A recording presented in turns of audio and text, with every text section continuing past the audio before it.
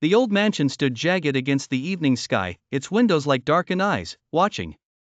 No one knew exactly when it had been abandoned, but the town's children told stories to frighten each other about the spirits that lingered there.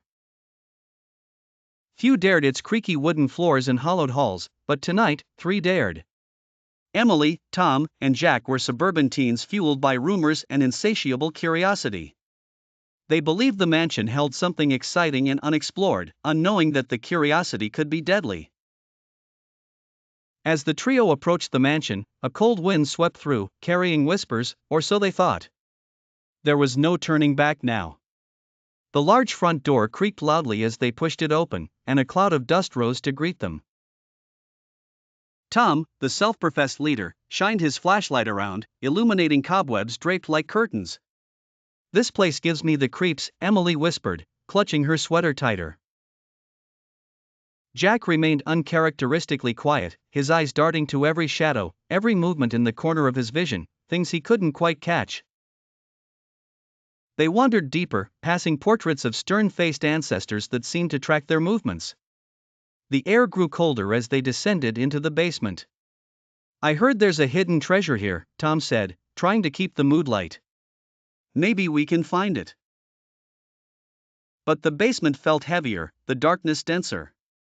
Emily suddenly stopped. "Do you hear that?" she asked.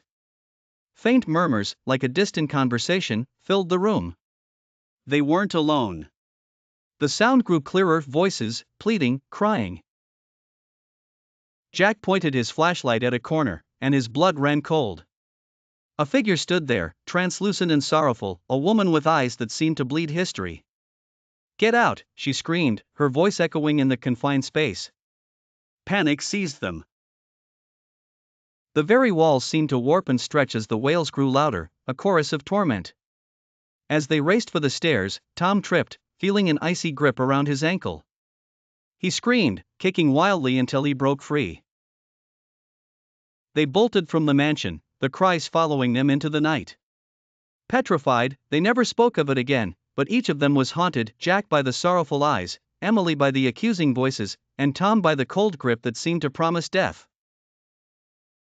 The mansion stood ever silent, waiting for its next visitors who would dare to uncover its ghostly secrets.